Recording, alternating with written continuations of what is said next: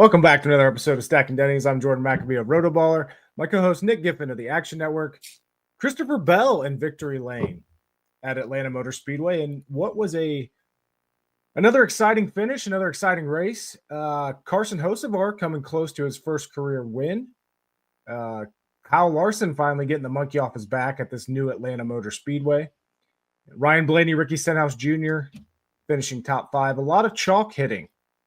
Christopher Bell, as far as DFS goes, Christopher Bell, Stenhouse, Hamlin, all starting in the 30s, all finishing top 6. Ross Chastain was up there competing for the win. He finished 8th after starting 33rd. John Hunter Nemechek gets another top 10 finish to start off this season. But overall, once again, not a week without controversy, not a week without good racing. I enjoy the new Atlanta. I really do. But overall, Nick, what'd you think of this race? It was pretty good. I don't know. I thought it was a little boring in stage 1. It just kind of seemed like they were doing the dance, so to speak, but it got better definitely as it got more intense. And so I thought it was, the second half of the race was really good. I enjoyed it a lot. More controversy around the finish. Last week I said, well, NASCAR has decided that they're just going to let them race to the line. And they did for the Xfinity series. But then after the Xfinity crash, apparently the drivers went to NASCAR and said, you got to throw the yellow if that happens. So NASCAR is now throwing the yellow in that situation again. So we've gone back and forth. And it's frustrating, the inconsistency, for sure. But at the end of the day, we probably should listen to the drivers the most because they're the ones who are risking their lives to participate in this sport. So I think it's only fair if you take that driver feedback and the drivers say, no, we want the yellow thrown there at the expense of getting a finish under green. Mm-hmm. Yeah, and it's, again, it all comes down to the consistency. And that's all we're asking for. And it's just not happening. And I'm hoping that we can get to that level. But at the same time, we've been talking about this type of shit for 3 years and nothing has changed. Yep. And the situations for these split decisions isn't going to suddenly stop happening. Now, obviously, I don't think we're going to have something like this week at COTA. We're getting away from the super speedway, so maybe it was a little bit of bad luck of 2 races in a row finishing like that. But it is like NASCAR still has no definitive plan, no definitive action on what they want to do and what they think is right. And I think that's the most frustrating thing for fans. Like I said, I hated the ending, and I had a live ticket on Bell of 25-1. And I hated the ending. Yeah, I agree. So I don't know. Like I said, we're getting now into the portion of the schedule without super speedways. So I guess we'll decrease the chances of stuff like that happening. Maybe not at COTA, right? We see a lot of craziness at the end of COTA. We've seen craziness at COTA too, and we got the track change happening this week. But and part of it is this is what NASCAR has built up. That's what they want. They want the excitement. They want the crazy finishes, and that's what they're getting. And this sport, you're never going to make everybody happy. That's for damn sure. You can do anything. There were people that found, the Kansas race last year not a good race. You're never going to please everybody, but hopefully, maybe we'll get a little bit of normalcy here, or less complaining here at COTA, and as we get into the quote unquote regular portion of this schedule. Yeah, I hope so. I mean, we'll have to wait and see. It also could be at COTA they just keep letting them run because even if you're spinning out in the middle of the field at COTA, things are going so much slower that it's not really a safety issue, So we'll just have to see how it all plays out. But I think definitely at these 1.5 mile, 2 mile, and then super speedway type tracks, if the drivers want the caution, I ultimately I'm with the drivers. They're the ones putting their lives on the line, and I think I'll be okay with it as long as it's what the drivers have told NASCAR that's what they want. So it's a ball and strike issue, really. And while we have potential for automation and balls and strikes in Major League Baseball, we still don't use that. We could potentially have automation for cautions in NASCAR in the last lap, but we haven't really figured that out. It's probably more complicated than balls and strikes, but it's still a ball and strike type issue in that it's a judgment call right now. And, even with automation, okay, well, if a guy is spinning, how's the automation going to know whether it's a safe spin or an unsafe spin, that kind of thing. So, just one of those things where I guess we'll just see how it develops. Mm-hmm. But yeah, we're 2 weeks in. William Byron and Christopher Bell are 2 winners. You called Bell. That was your pick to win last week. I don't know if you remember, but you now have the runner-up and the winner picked in our pick to win contest. I'm stuck in 20th place, I guess, because I picked Larson in Daytona and he finished 20th, and I picked Chase Elliott at Atlanta and he finished 20th. So my average finish 1.5. Your average finish 20th. Yeah, my Jordan Jinx is going well. Let me say that. Yeah, for sure. I really liked Bell. I was able to sprinkle a little bit on him at 35-1 outright, like right after practice and qualifying, but I moved the line, so I didn't end up tracking it. But I took that Toyota 6-1. I know I sent you a message about it. Why'd you bet it? Why didn't you let other people bet it? I know, right? I know. Oh my goodness. I'm always going to take care of myself first, but I moved the line to 25, and I didn't really have value on it pre-race at 25, but as the race developed and you saw who was falling back and who got knocked out in various crashes, 25-1 live was a great bet. But getting that Toyota 6-1 was really nice. And I intentionally tracked it at 0 units in the app because I moved the line at Bet365 from 6 to something shorter. And then the only other books that I saw it at, I didn't have access to. So I was like, I'll just track it as 0 units in the app since I don't have access to those books. But everybody who's able to get Toyota 6-1 is very happy. So really nice result there, at least on that one. And shout outs to the sports books for overrating qualifying there. No shit. Especially, like Stenhouse, he opened at 80-1 after qualifying, like just insane. But yeah, that was a fun. That race was a good reminder of why I like live betting so much, because when I put my bets in, I was a little drunk. I forgot that I already had Chastain 40-1 outright. Yeah. And I bet him again. But the reason I did was because this was in the closing laps of the race. Yeah. And like they were running up front, Bell and Chastain, and they were sitting at 25-1. And I'm like, they're no, like this is yeah. That was like when I bet Ty Dillon 70-1 in the duel. It was like 7 laps to go and he's running second. You just hit those. But yeah, no, I bet Chastain 40-1 pre-race as well. So it sounds like we were a lot on the same page there. But yeah, the books just put way too much weight in the qualifying. Another thing, people are still overrating the Penske's at super speedways. The Penske's were good, but they weren't 8-1 good, which is what they closed at a lot of books. Like, or Ryan Blaney was what, 5-1 close? He opened after qualifying like plus 330 at some books. Plus 250. These are drafting tracks. You cannot bet these guys at these numbers that are this short. It just doesn't work out often enough. So even though the Penske's were the best cars, all those other cars were still really good too. We saw Bowman lead a chunk of laps. We saw Ross lead. We saw all sorts of guys lead laps. We saw Todd Gilliland lead laps. And I know, he's a Penske pseudo teammate with that alliance, but the idea is it wasn't one of those 3 Penske's. We saw Josh Berry leading laps. So it's just one of those things where people just think the favorites are always going to win. And at drafting tracks, the favorites don't always win. Not only at drafting track, especially at drafting tracks, but with this new car, I forget the full stat on it, but isn't it something like only 60% of the time the fastest car actually wins a race? It might even be less than that. Maybe it's 40. Yeah, but I know it's like it's significantly lower than you would expect. So yeah, obviously yes, Penske cars were very good. They led a bunch of laps, but this was typical super speedway, and that's not how you bet super speedways. Yeah, absolutely. So next time we go to Atlanta, we got to remember we could probably hopefully find some value after qualifying, especially as well. For sure.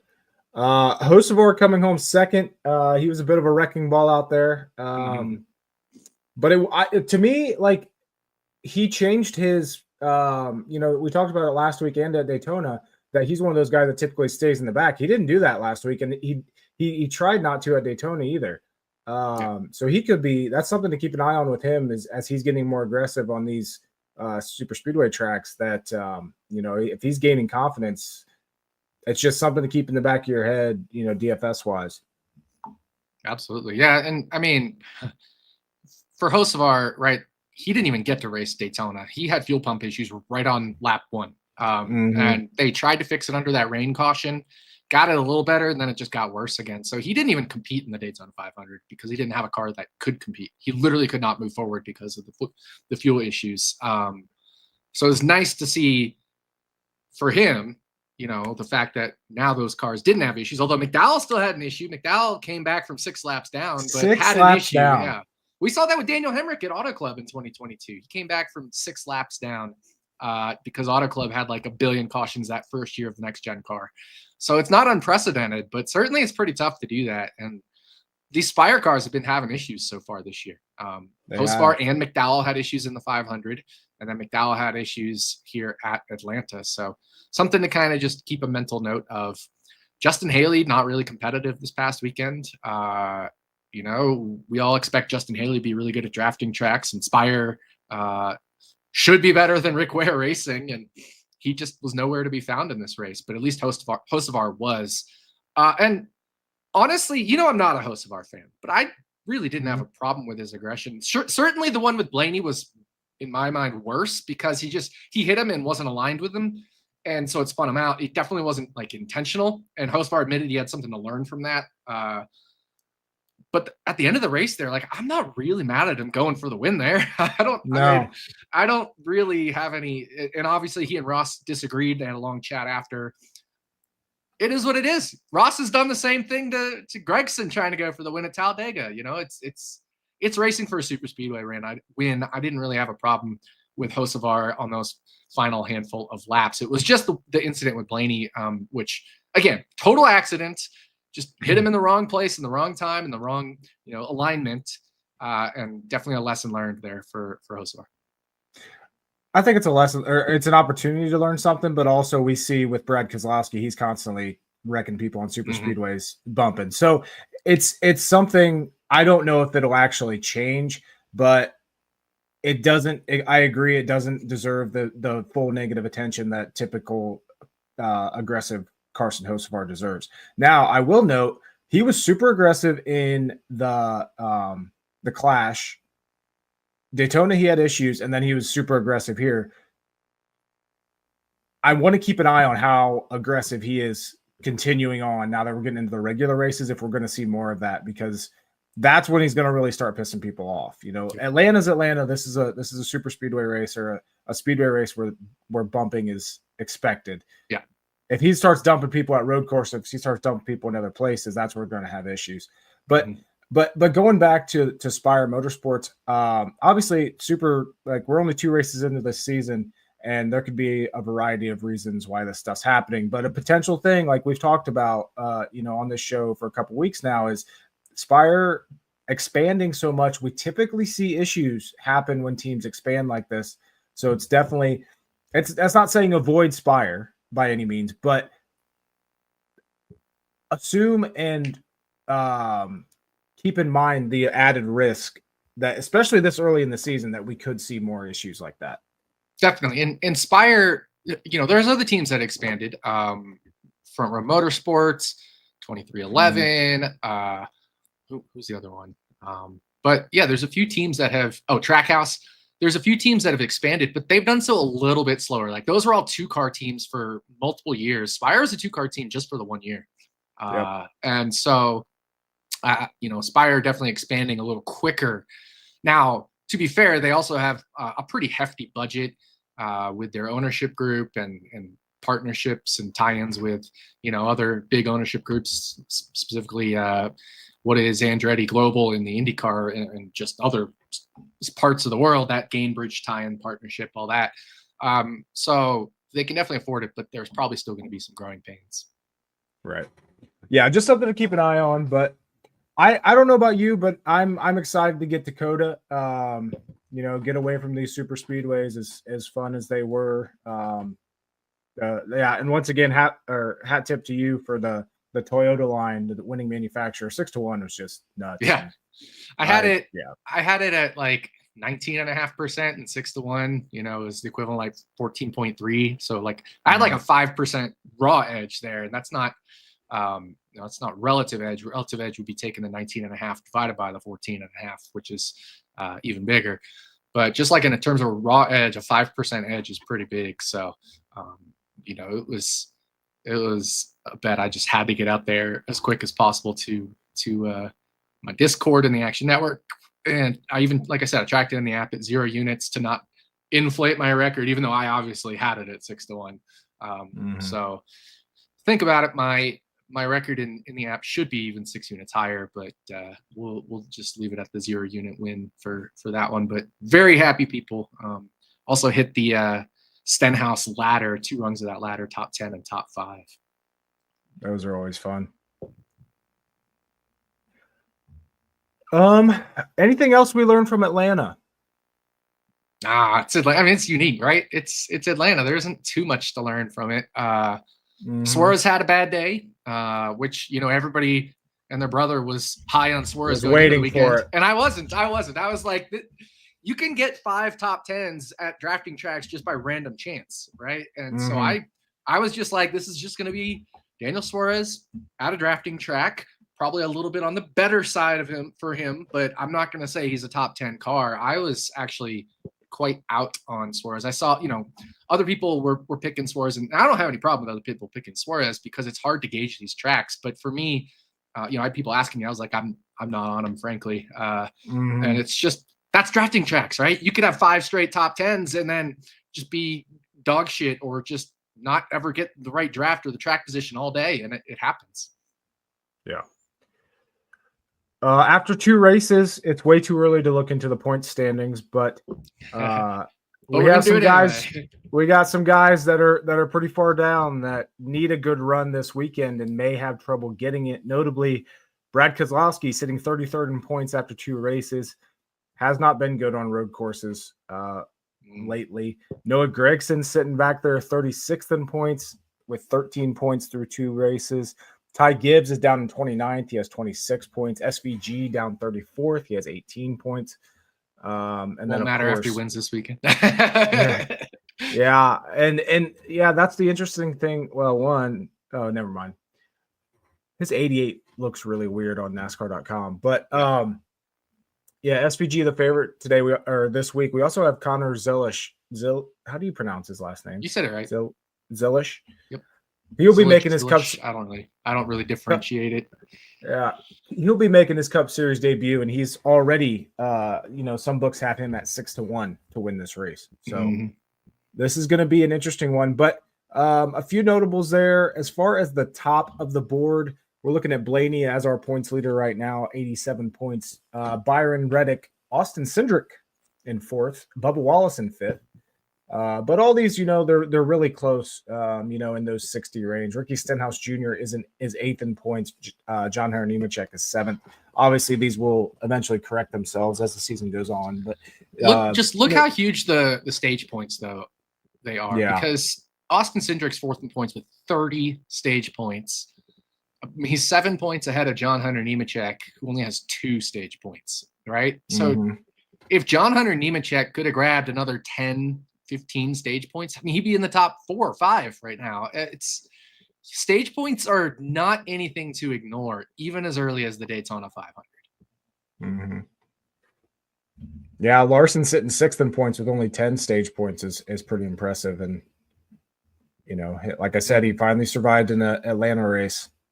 Yep, looked really good. Jimmy Johnson is above Daniel Suarez, Justin Haley, AJ Allmendinger, Zane Smith, Ty Gibbs, Ryan Preece, Josh Berry. With 1 race instead of 2. Yeah, that's funny. But yeah, 2 winners so far, Byron and Bell, and we could see both of those contending for the win and maybe getting a second early win this weekend at COTA. But Let's go ahead and get to Wine About It, presented by Luvabella Winery. Get this up here. There we go. What do you got, Nick?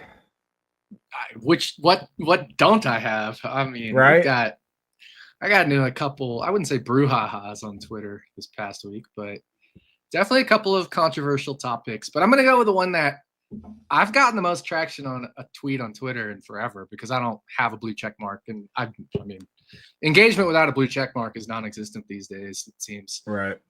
Which is fine. Thanks, Elmo.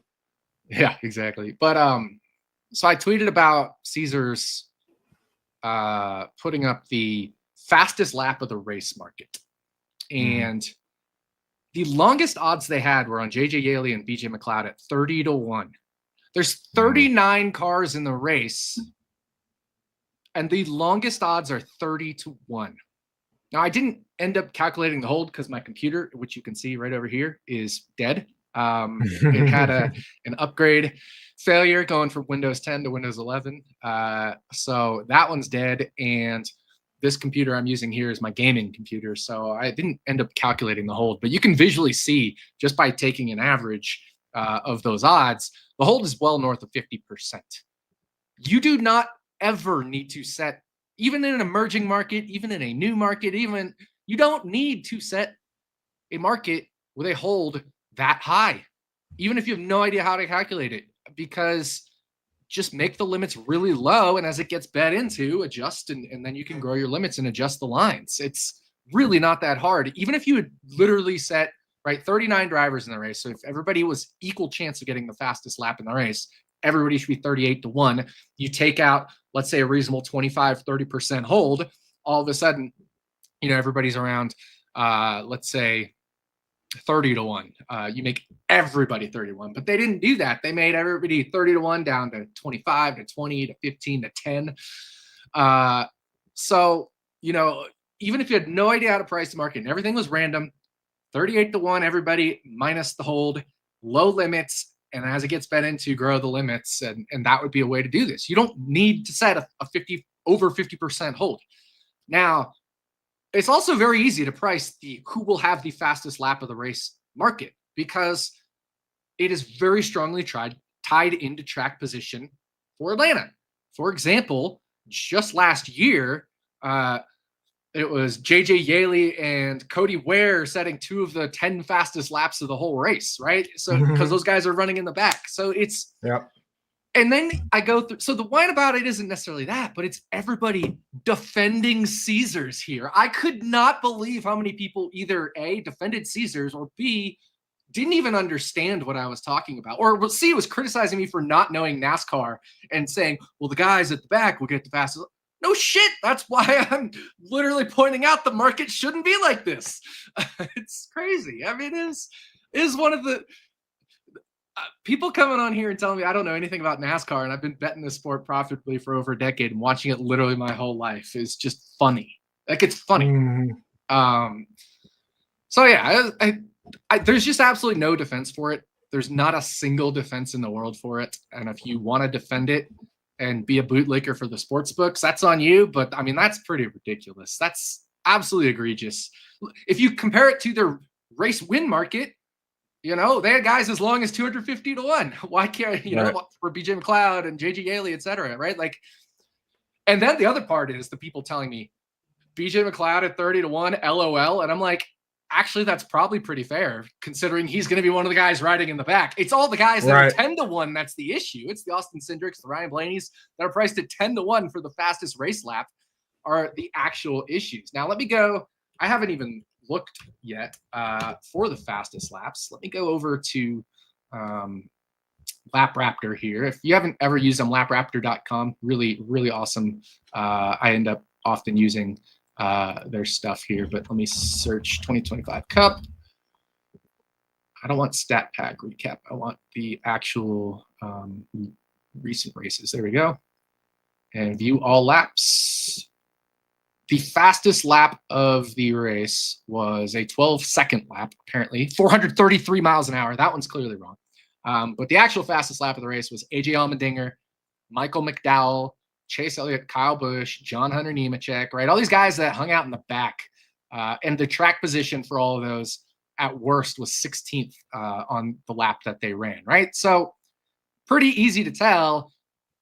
The fastest lap you get to for a driver that was in the top 10 at the time he turned it was Kyle Larson after 1, 2, 3, 4, 5, 6, 7, 8, 9, 10, 11, 12, 13, 14, 15, 16, 18, 19, 20, 1, 2, like 23rd or 24th fastest lap of the race was a driver in the top 10 at the time. So, you know, it's not that hard to price this market. It's probably you take expected track position and you give a little premium to slightly better cars.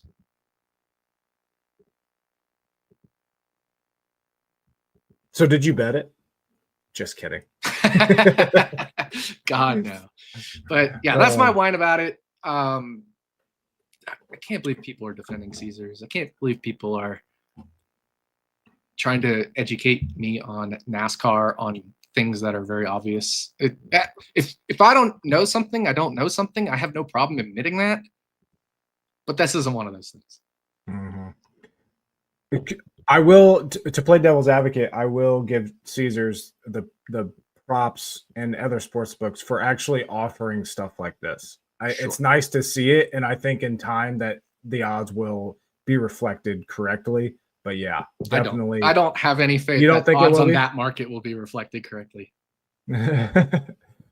We'll see. It's possible, but also, yeah, never get your hopes That's up. like saying that's like saying I'm okay with the sports books charging minus 150 each way for the coin flip in the Super Bowl. Yeah, that's a good way to put it. And yeah, I think some people probably on the other side are like disagreeing with you, likely don't have your math skills, so they don't quite understand it. They see 30-1 and it's 30-1 relatively compared to normal sports, and they're like, oh, like there's long shots there, like, you know what I mean? Yeah.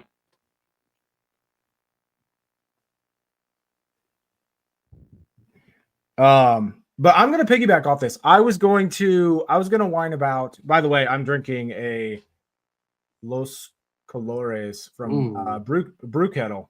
Very good, very solid Mexican beer there. I know you're a Tecate guy, but this is pretty solid. But I'm gonna piggyback off this. I was gonna whine about another topic, but I'm gonna save that for another week. I'm going to whine about the fastest lap. You know, like NASCAR is giving a point now for the fastest lap in races. And so I could be wrong here, correct me if I'm wrong, but like Atlanta, I was watching in a bar, so I was just kind of watching. I wasn't fully engaged watching. Daytona, I wasn't fully engaged watching for the fact that I was so exhausted that I could barely keep my eyes open, just from start of the season stuff and getting everything ready. But I don't see where Fox or anybody is making it a point to even barely talk about fastest lap during a race out of you know, the random 3 seconds that they'll kind of show a leaderboard. But there's no precedent being set on explaining the importance of this. Yeah. And I think that's an opportunity for Fox to maybe just have like a tiny little leaderboard up there that shows the fastest lap all race. You know, maybe like the top 3. You know, this isn't a huge knock on Fox. Like, they do a lot of things worse, but I think this would be a small improvement to put an emphasis on it because NASCAR is putting an emphasis on it. So that's my whine about it. You know, it's minor. It's not super important, but especially with these emerging betting markets, it's something that, like, if people are going to bet on it, we need to know what the results are. And it's just not right now. It's not clear. Yeah. You know, if you're betting on someone to win, you know, if you won your bet immediately after that race is over. You don't know that with fastest lap. Yeah, exactly. I agree with you. So. It was a little bit emphasized in the 500 because there were like a couple times they mentioned like he dropped to the back to try to get the fastest lap because he knew he didn't have track position and we're getting to the end of the stage, like that kind of thing. but they don't show like, here's the fastest lap leader at any point, like in a graphic, who has the fastest lap. Maybe they've done it once or twice really quickly, but like coming down to the final stage, even if you had it as like, you have your left side pylon and you had like fastest lap and it went purple, right? Because Formula One, they do a great job of emphasizing fastest lap.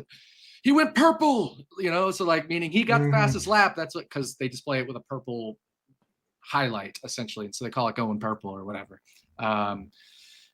So NASCAR needs to do something like that. Fox and these other TV markets, companies should be doing that, the CW, et cetera. Although, I don't think they have that for Xfinity, but for Cup, I'm saying whatever,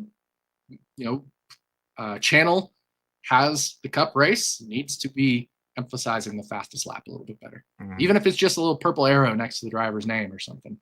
Right. Yeah. Just make it known, because yeah, that's it. You don't have to do a whole segment on it. You don't have to like talk about it every 5 seconds, but just make it known. Yeah, absolutely. I think that's pretty easy and pretty reasonable.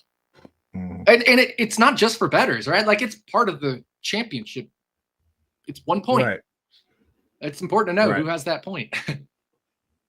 I find it fun. By the way, as always, Wine About It, presented by LuvaBella Winery. Check them out, luvabella.com. You can get wine shipped directly to your door. Also, be sure to check out the Brew Kettle beers. Like I said, I'm drinking the Los Colores Mexican Lager. Very good. Very solid beer. But yeah, we're on to COTA. This is what I'm worried about. I'm excited for COTA, and I don't know why, because I've grown to not be as excited about road course races lately, but I think I'm just excited to get past the super speedways and kind of get into these races. But big change this week. NASCAR is changing the track, not changing the track, but doing a different version of the track than we are used to. They're going for, instead of the 20 turn full course layout, which was 2.3 miles. They will be going. We'll see that it'll shift from the 3.41 mile 20 turn full course layout to the venue's 2.3 mile 20 turn national course. So basically what they're doing is eliminating, from everything I've read, I haven't really seen a good comparison side to side of this is exactly what's happening, but everything I've read is going to decrease speeds overall and make it a little more tactical for drivers. So coming out of the XS's, they're going to immediately turn left, and it's going to slow the cars down, make lap times quicker, and really, put the pressure on the drivers to hit their marks is what everything that I have understood about what's going to be changing this week. They're also bringing a new tire to the track this weekend in the first road course race of the season. But COTA has presented and provided a lot of good racing over I think it's been, 4 years so far. So yeah, I'm excited to see how COTA goes this weekend. Yeah, me too. I think it's gonna be interesting. We have the softer tire as well, and the layout change. So we're cutting off the fast section of the track, and what happens there is, certain cars make horsepower or speed a little bit better cutting through, aerodynamically. And certain cars and manufacturers and drivers are better with mechanical grip. And when you cut away a speed section, you need more mechanical grip and more technique. And so I think adding in the softer, grippier tire as well, that probably will end up falling off faster as well. I think it's going to put a premium on road course skill. And I think that's going to elevate the road course racers, the SVGs, the Connor Ziliches of the world, AJ Allmendingers type. So I think those guys get a little extra elevation mentally for me, guys that are very good at this profession and have a long-term background in it.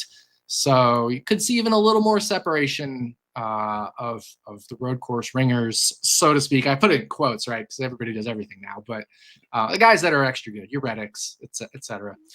Versus, guys that are capable of running well at a road course, but aren't really road course racers. So some of these mid-pack guys and back.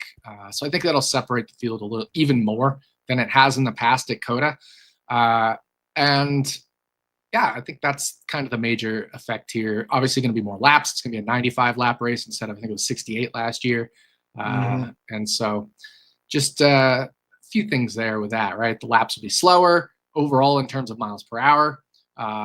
There's more likely to have a driver lead more laps than in previous years just because there's more total laps. So those kinds of little knock-on effects that actually matter in edge case scenarios, whether it's betting, whether it's DFS, right? If Shane Van Gisbergen goes from leading 35 laps to leading 50, 55 laps, that's an extra handful of DraftKings points and a few extra fastest laps probably as well. That could be non-negligible in certain scenarios. Let's say he gets spun out and finishes 20th, and then it's like, okay, maybe is he in the optimal lineup or maybe not? Well, with those extra dominator points, maybe he could be, right? So one of those kinds of things.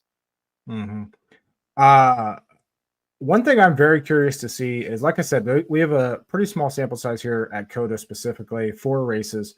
But there's a few guys that have been really good here that I'm curious to see if it continues where they kind of have an edge here compared to other tracks.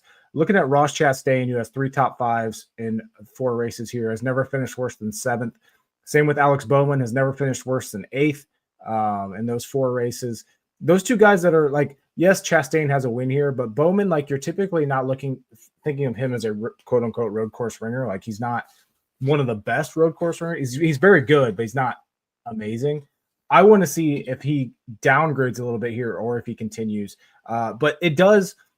Connor Zilisch being in this field, SVG being full-time, Allmendinger being full-time. Now, obviously, they were in races last year, but this is something we have to accommodate for betting-wise, fantasy-wise, because like the history of guys like, I'm going to take Chris Buescher, for example, who I love at road courses. I have made a lot of money on Chris Buescher at road courses and top 10s, but this inherently brings him down a little bit because we have more legitimate guys, more talented guys fully in the field. And it's going to inflate guys like Chris Buescher's stats a little bit because when he was collecting all those top 10s, he was doing it against full-time cup guys and maybe 1 or 2 road course ringers who maybe had shitty equipment, maybe had equipment issues. Now, all of a sudden, Allmendinger doesn't have shitty equipment. SVG does not have shitty equipment. There's a reason that he is the favorite by sportsbooks this year. Zilisch does not have shitty equipment. He is one of the favorites this week. So it's just something to remember this week with guys like Buescher. And like, I love Buescher at road courses, but I'm not hopping to bet him for a top 10 this week because he's inherently going down a few spots simply because of the talent in the field. And another guy that's improving is Chase Briscoe. He's always been good here. He finished 6th in the first race here. Obviously, we had the rain. 2022, he finished 30th, but he spun out running 6th with a couple laps to go. And then finished 15th at COTA in 2023, but that was in that Suarez, Chastain, Briscoe incident. Remember where Suarez got angry and did stuff on pit road? And so, he was running better than that. And then last year he finished 13th in a, I would say, a relatively clean race, but was in Stewart Haas equipment in a team that was quitting the sport. So now he upgrades to Joe Gibbs Racing equipment, and you just got to think he's going to be a top 10 contender as well, more frequently than he has been in the past. And this has been a top 10 contending track for him. Mm-hmm. Yeah. So I've obviously, and that's some of the drama this week is some of the betting lines early this week that dropped and people betting them all over. There was some value out there, but at the same time, there's a decent portion of this race that with the track change and everything, we're kind of hypothetically guessing how that's going to affect this. And we don't really know. And I honestly, I do not know what to expect out of Zilisch. That's my biggest question mark this week.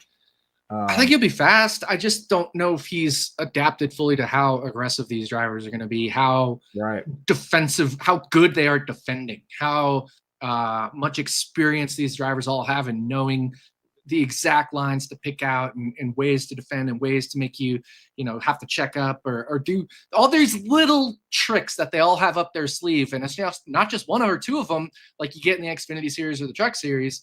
It's 25 of them, so it's aside from a handful of probably non-factors at road courses, there's I'm looking at this field. I mean, it's absolutely stacked, and all of these guys are professionals. Like, even if you get around a Blaney or a Logano who are sitting there at 50-1 in some places, you know, you're still going to be having a tough time passing these guys because they have so much experience in doing this and racing this style of racing. And even, hey, both Blaney and Logano have won at road courses in the past. So, you know, this is not going to be an easy task for him. Do I think he'll have the speed? Absolutely.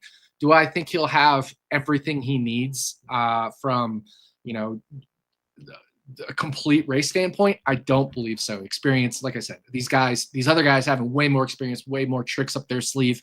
Pit crew, you know, he's going to have the 4th Trackhouse pit crew at this point, 4th probably Trackhouse car, because these other 3 are fighting for a championship. So I'm not totally sold on Connor Zilisch being the favorite or second favorite behind SVG, but I do think he's going to be very strong. Yeah, it's one of those things. We don't have a ton of data on him, and I think the potential for him to be overhyped this weekend is significantly higher than the potential of him to actually perform where he's expected. And that's not to say he can't win this race. I think he's going to be very strong, but the hype that he is getting before he's even stepped into a Cup car is crazy to me. And SVG got the same thing. We went through this, and you know, and obviously SVG is he's the favorite for a reason. Right? But here's the thing, and I know, you know, I don't want to interrupt your point, but like SVG, more experience, came from supercars, which are a lot like these Cup cars, was going to a street course where absolute car control and placement is premium because you have walls on it everywhere, and it had some rain that we dealt with. Remember, they almost didn't even race the Chicago race that first year because of the rain. So, like, everything lined up for SVG. I don't see everything lining up here for Connor Zilisch. And, like, you know, I've also seen people say that the truck races closer to the Cup car than an Xfinity car. And if we go look at Connor Zilisch, let me pull him up here. There we go. I got it. If we pull up his truck deal, if this will load for me on this computer, he finished 4th at COTA in the trucks. He qualified on the pole, but he led 0 laps after qualifying on the pole. I don't know what happened. I think maybe there was an issue right off the start, but he came through the field and, you know, still did well, but he finished 4th, and, you know, it was a good run, but it wasn't a race winning run. Things can happen. So I just don't know. I'm not knocking him. Obviously, you know, finish 4th in your debut in trucks and win the pole is awesome. I mean, he won the pole by a gazillion. I mean, it was ridiculous how fast he was. He won the pole by 0.7 seconds. So he blew everybody out of the water. But the question is that raw speed going to translate over a full run with a little bit softer tire against all these Cup guys that are probably much more experienced in managing tires on a longer run? Because this is going to be one of the longer races he's ever run. I think this has all of this stacked field has the potential to open up value once again down the line, because I think Zilisch is going to be super, super fast in practice and qualifying. SVG is going to be the same way. But guys like William Byron won this race last year by leading 42 laps from the pole. He won the pole in 2023, led 28 laps. He's been one of the best here. I think this could open up the value on guys like him, guys like a Christopher Bell, who had the best car here last year. He opened at 12-1 this week, and I'm irritated with myself that I didn't grab it because he had the best car last year, I believe, just didn't have the best strategy. And also, didn't have the best fucking teammate who blocked him at the end and didn't let him go. And had some slow pit stops and had a little run-in with Kyle Busch. I mean, there was so much that went wrong for Bell, and he still nearly won the race. I actually just watched that race back the other day on the Tubi or whatever it's called. And yeah, I mean, first guy I noticed was Bell at 12-1, and I was borderline on betting him. I'm not irritated I didn't grab him at 12-1 just because I was kind of like, it's kind of just borderline for me. It's probably thin value, and I don't really want to bet thin value in an unknown race. So I'm being super conservative this week with my bets. Don't have a ton of bets right now. I think I've made 2 bets, and one of them was Zilich to not win, and just a little like 1 unit bet to win an 1/8 of a unit type deal or something like that. Yeah. And the reason I'm more irritated about the Bell thing today is because I ran my early numbers sloppily, but I have him ranked second behind SVG heading into the weekend, and I do think he has a chance to double up here and go back to back. But especially with that winner's bag, Yeah, exactly. He doesn't have to worry about anything. But I did, early bets. I grabbed Allmendinger when he was at 20-1. I wasn't going to pass that up. Especially with this track change. And then I liked Gibbs at 20-1 too. So I got a little tenth of a unit plays on both those. But I'm with you. I'm not looking to fire at every single bet that I potentially show value on this week, because there's a bunch of unknowns and it's still early in the season. I don't like to bet heavy early in the season. It's just not my style. I don't mind betting heavy early in the season. I mean, I think I have 68 NASCAR bets already logged this season. But a lot of those are like 8 on the fastest lap in 2 different races, right? So right. That kind of thing. But I have 2 bets, and one of them's a -850 bet, and the other is a bet that lasted about, I don't know, 12 seconds. Yeah, I was gonna say about a minute and a half before they pulled down the whole market. So it is what it is. I have to record running hot after this, and I don't have any bets yet for that show. So I don't know what we're going to do there. But, we got to put the content out. We'll figure it out. Mm-hmm. Let's see. We talked about Zilich. We talked about SVG. What about so I saw a tweet. I hate to bring this up. I cringed when I saw this tweet yesterday. It's from Ryan over at iFantasy Race. Zane Smith on road courses last year had a worst finish of 19th. And I'm just sitting here, and like as soon as I saw it, and I got tagged in it today too, but as soon as I saw it, I'm like, this is going to be this is somehow going to kill me in DFS. I already call it. I can already call it. This is my lap 4 at Vegas, Zane Smith hitting the wall prediction. Zane Smith is going to somehow, either I'm going to be heavy on him or I'm going to be totally underweight on him, and he's somehow going to fuck me over this weekend. I'm fully convinced of that. Yeah, he's going to do the opposite. Whatever you do, he's going to do the opposite. But going back to, he looked not amazing, but decent on road courses last year. Cole Custer has looked decent on road courses in the past. That's someone I want to keep an eye on this weekend. I was going to mention him. His top 10 open at 14-1. And I think it's at best now 8-1. So that was one I was considering. But again, I don't have a model this week because I don't have it on my gaming computer. But on that computer, where is it there? That computer, I did have it. And it is unfortunately out of commission right now. So I don't have a model. I'm kind of just flying by the seat of my pants. And so even more reason for me to not really bet much this week. Right. Cole Custer and Justin Haley, those were 2 guys I was looking at, right? Because when their outrights came out, they were both really long in the multi-hundreds.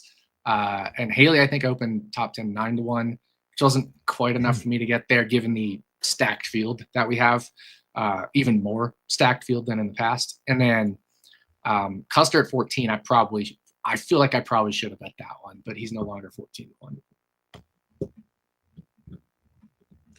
We shall see, though. You never know, like if or where these lines will reopen at after qualifying and everything. I think we could definitely see value there. We've seen, obviously, it's tough to pass with this new car on road courses, but strategy comes into play here, and it's not impossible to get around, guys, if you're a good road course racer. But 37 cars on the entry list this weekend, including that 87 of Zilich. Any other noteworthies here? Just going through here real quick. Cody Ware's in the 51 as expected. And that's pretty much it. I mean, look how stacked this field is, dude. We go through it. Like, obviously, SVG, Zilich, Tyler Reddick is, for a time was the dominant road course racer. Byron won here last year. Larson is obviously an incredible road course racer. Bell probably had the best car at the end of this race last year. Chase Elliott for a while was the dominant road course racer. AJ Allmendinger is a road course racing specialist. Ross Chastain's won here. Ty Gibbs finished third here last year and has come close. Alex Bowman, this is arguably one of his best tracks. Chris Buescher, road course winner, consistent top 10 finisher. Then we get to like Kyle Busch, Chase Briscoe, Daniel Suarez. You probably can upgrade Briscoe significantly this year. Daniel Suarez, road course winner, stage 1 winner here in 2022 before getting caught up in a mess in the middle of the pack on some bad strategy. Kyle Busch, Austin Cindric, very good at road courses. Michael McDowell, road course winner. Ryan Blaney, road course winner. Joey Logano, road course winner. Danny Hamlin, road course winner. This field is just stacked, absolutely stacked. It's so tough to handicap this race because every single driver I just named can finish in the top 10 or in the top 5 in this race. Right. Yeah. And honestly, like the majority of those, I wouldn't be surprised if they challenge for the win. And that's what makes it so hard to take Chris Buescher plus 115 for a top 10 because I just named 18, 20 drivers that can finish top 10. Yep. 100%. And that doesn't include all these other long shots that, still have a chance to finish top 10 if things break their way. Yeah. One thing I will note on Buescher, for those that are like me and like betting him on road courses, is that he tends to not qualify well on them. And that will open up value after qualifying for top 10 odds. He will get longer if he doesn't qualify well, and he really rarely qualifies well. So it's just something to consider there. Those trans. But we even have guys like Austin Dillon, guys like Bubba Wallace are improving at road course racing that could potentially challenge for a top 10 finish. So to me, I don't know if the winning market is fully wide open, but I think the top 10 finish market is wide open. And I have not bet anything now pre-practice and qualifying, but I'm very curious to see where these lines are and what practice looks like this weekend, because I think there could be some value out there on some. Ricky Stenhouse Jr. has finished 10th here. I mean, inside the top 10, he's finished 7th. That was the year I bet him to finish top 10 at like 14-1, and I got a bunch of shit for it. But he finished top 10. Right? Like you mentioned Dillon, you mentioned Bubba Wallace. Stenhouse actually for a while there was improving on road courses as well. It was more like 23, early 24, but I mean, it's crazy. Yeah, we talked about Zane Smith. We talked about Cole Custer. We talked about Justin Haley, Todd Gilliland. I would say Gilliland is a solid lower tier driver who has finishes of 16th, 10th. He finished 4th in stage 2 last year, ended up 26th. Like Eric Jones has finished top 10 here. Yeah. It's so hard to bet this race. It's just hard to bet this race. And it might even be hard, after practice and qualifying because of, all of the different variables that go on during these road course races and flipping the stages, stuff like that.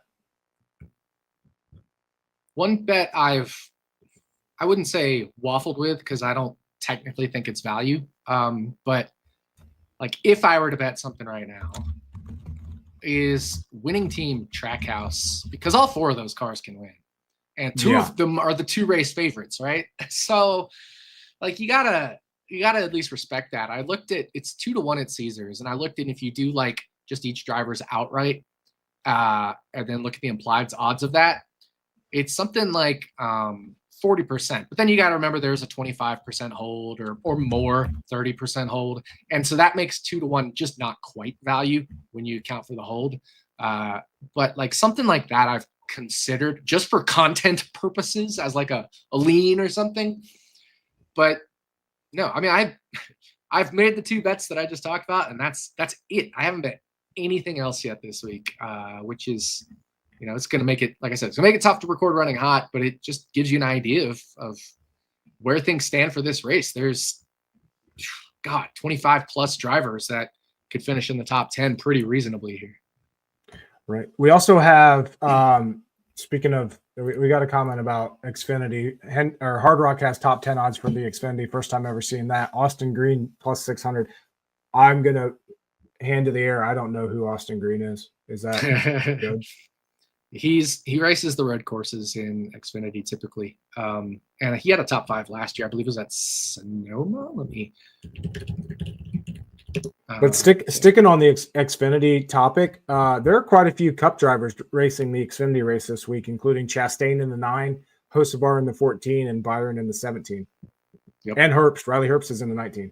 Yep. Although Herbst is not a very good road course racer. But yeah, Austin Green finished 4th at Sonoma last year in a Jordan Anderson Racing number 32 car. And that's the car he will be in for COTA. Yep. So is that a good bet, you think? Honestly, I have no idea. I'm not doing Xfinity this year. Not doing Xfinity or trucks, just Cup for me as part of our changes within Better Collective, which is the parent company of Action Network. So, yeah. All right. Well, you got anything else for COTA before we make our picks? Not too much, man. I wanted to have a lot for this race, but there just isn't. And I'm always like we've that. We've gone through almost every driver too. Yeah, I'm always like this for the first road course season and really like the first race per track type. Like I want to see the first race. I want to see where like we're still going off of last year's stuff. I don't think it's going to be as difficult as last year because like remember 2022, the first year of the next gen. A, pretty clueless, but B, remember how bad Joe Gibbs Racing was at road courses? Like shit the bed bad all year. Yeah. And then they fixed it last year. But I was a little hesitant going in last year because we didn't know if JGR would be good at road courses. We hadn't seen him yet with an off season. But from and they also had the body change and stuff. But from last season to this season, there were no body changes on any of these manufacturers. So I feel a little better going into this one. The problem is there's other changes: the tire, the track layout, just the drivers, new drivers in new places, and all that stuff. Just still makes it hard to handicap this one, and not having a model on that's working right now. I'll get my new laptop on Friday, so hopefully I'll be able to swap it out. I have it backed up and stuff. I just can't run it on this PC here. It's not really set up to do that. All right, we're gonna get to our picks. You get to go first, and I'm thankful for that this week. I did not have time yet to update the full 36 or 36, so forgive me, but I do not have those. I know I had Custer last week, and he had 1 point, and Nick had Justin Haley. He had 13 points, so you gained some of me there. As far as picks to win, like I said earlier in this episode, you had Reddick, who finished second at Daytona, and then you got your first win of the season early at Atlanta with Christopher Bell. Meanwhile, I'm stuck in the 20s with Larson and Elliott in the first 2 races, having disappointing results. You get to go first, Nick, for COTA. Who is your pick to win? I am going Super Chuck SVG. Yeah, there we go. I'm just in a race I shouldn't say highly, but I have a lot of questions about. I'm going to go with the guy that I feel the most confident in, and that's SVG, because he's going to be good everywhere. And this should be, on the more technical side. So I think that helps him for sure. Mm-hmm. I don't like to do it, but I kind of want to go SVG too. There's nothing wrong with that. Because I clearly have a well-established and documented history of jinxing people with my picks to win. And I don't want to do that to a guy that I have a bet on who would be my actual choice here. I think Allmendinger is going to take this. So I am going SVG as well. I need a good finish in my record here for the season. So I'm going SVG at COTA as well with you, Nick. And we'll see if the Jordan jinx is stronger or your good finishes are stronger. All right. Now, 36 for 36 is where it's going to get interesting. First road course race this season. Obviously, a very important pick. You picked the number 51 at Daytona and the number, what is Justin Haley? 7? Yeah, 7 at Atlanta. Who's your pick for COTA? Man, this one's tough. This is tough. Yeah, this is probably the one I might struggle with the most. I have not put a ton of thought into this one. I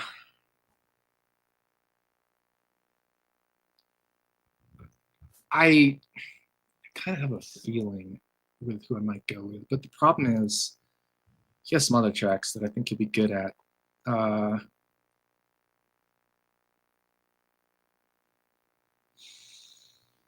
Dude, this one's tough. And remember, we cannot go with Connor Zilic. He is not a chartered car for those who are thinking about it or asking or suggesting. Man, this one's super tough. Let me look up one driver. I just need to look this driver up.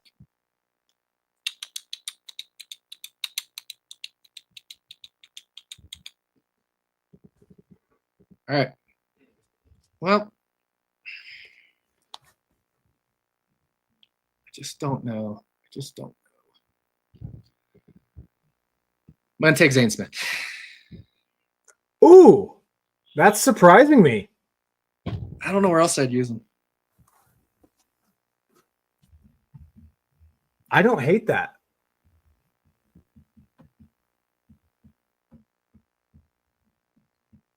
I was considering him.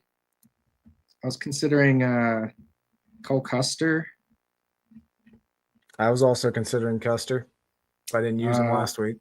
Oh, yeah, and I was considering Reddick, but I think there's better road courses to save Reddick for.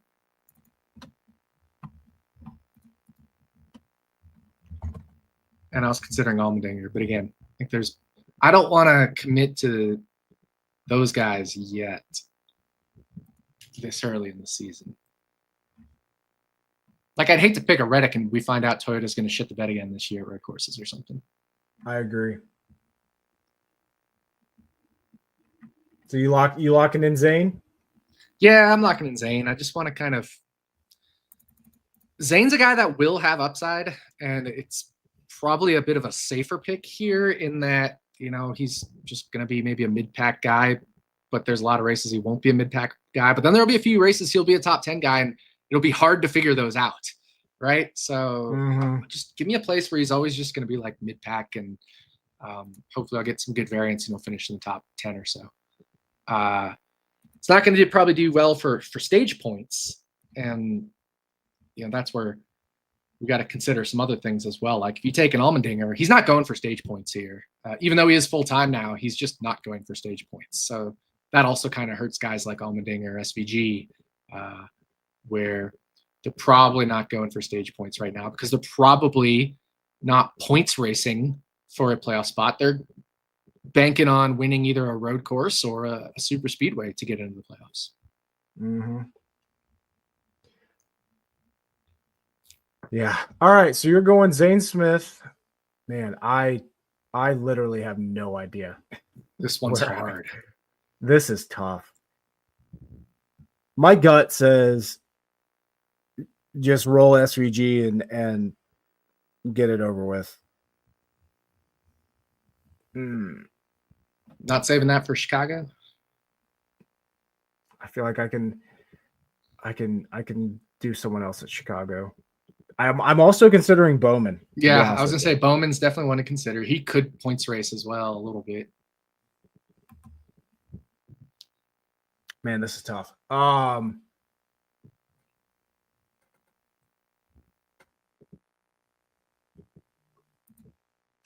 going Bowman. I'm probably gonna regret this later in the year, but I'm going Bowman. I don't hate it. I'm using a big name guy early in the year. Not my favorite thing to do, but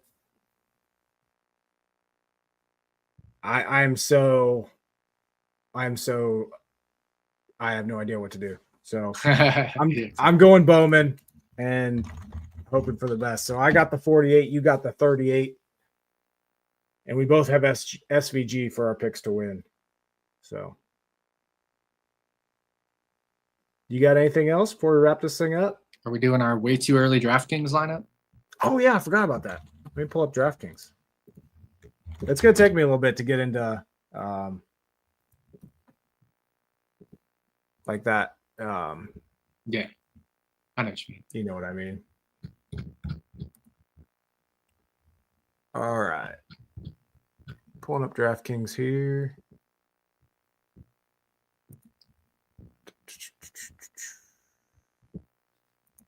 Okay. Get this on the screen.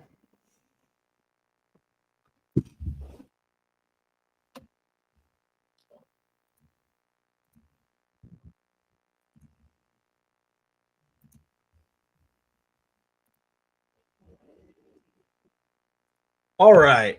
Byron leading off the once again 10K for Byron. We got Reddick, SVG up there, Larson, Christopher Bell, Chase Elliott, Allmendinger, Zilish coming in at $8,700. Soft pricing once again, as we've come to expect at these road course races and super speedways, gives you a lot of flexibility on DraftKings. So yeah, your turn to go first. By the way, your lineup actually absolutely, it did really well last week at Atlanta. I didn't play much DFS, but I just took that lineup and just threw it in a bunch of contests and did really well. I was like, after qualifying, I was like, I had first and fourth, which were Cindric and Logano, and then 4 guys starting 29th or worse or something. I was like, this is perfect. Just play this. Hopefully I get the lap leader between Logano and Cindric and 2 solid finishes out of them and 4 place differentials. Most of that worked out, yeah. Yep. This is tough because I have a lineup that is like $200 over.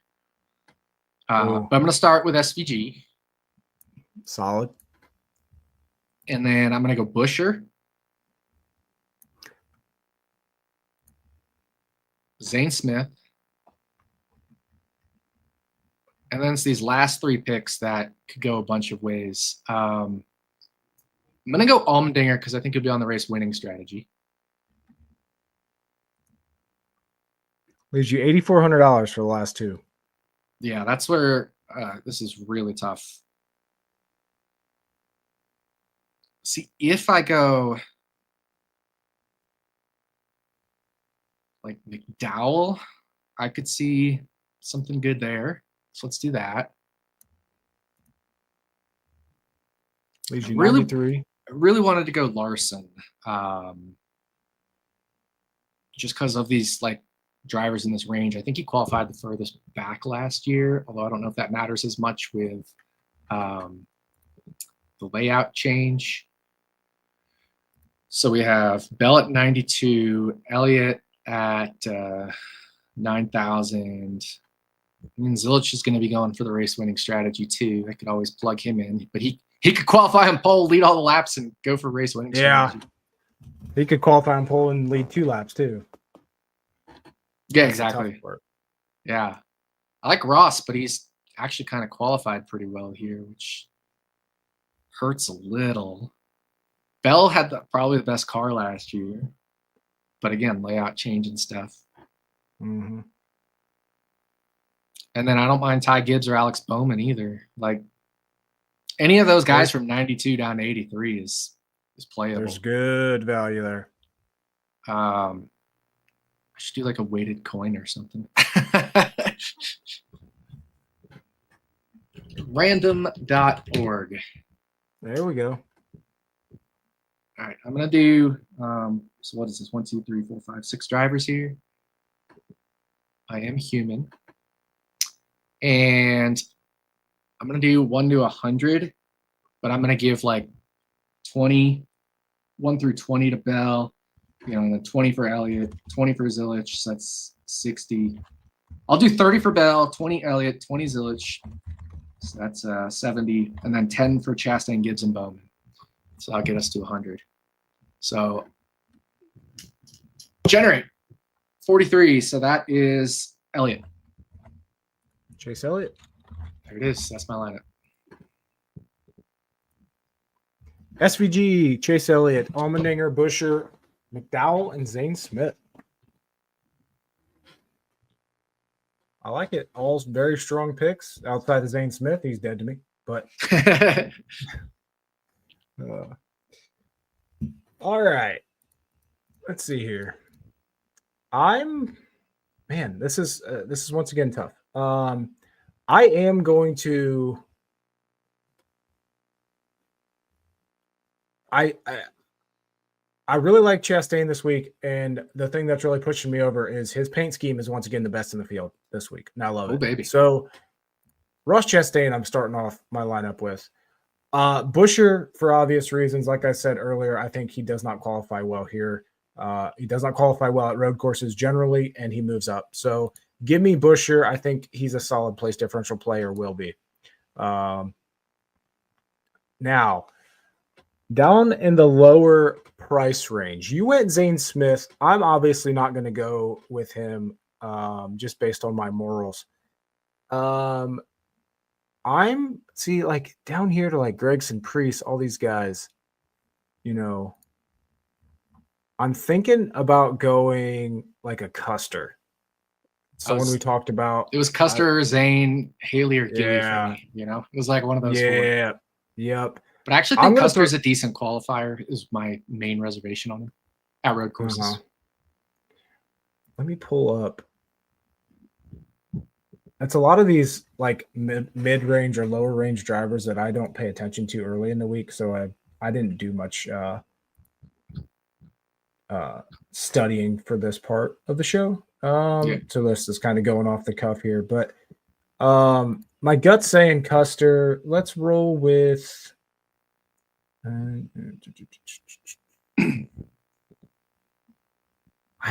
don't mind a Carson Hocevar, to be honest with you. It's a little bit more expensive, but I'm going to go Custer down here. Leaves me 89.33 for the last three spots.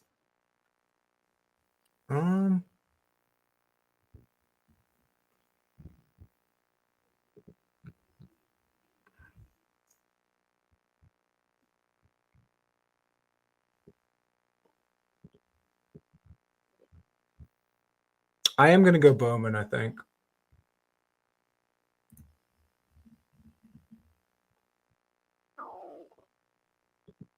And then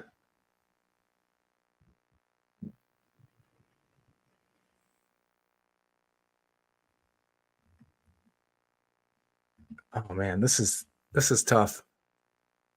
Actually,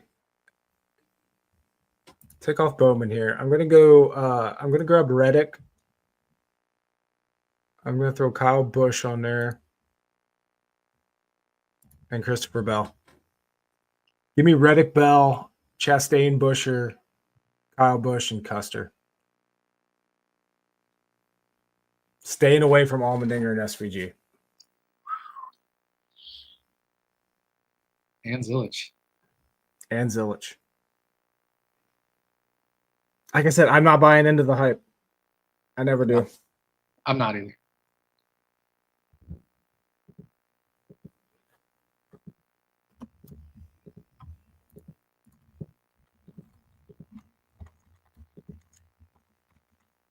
All right, let me get this marked down here quick.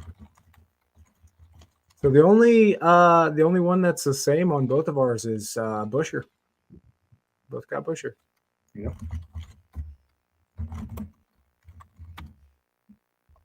All right.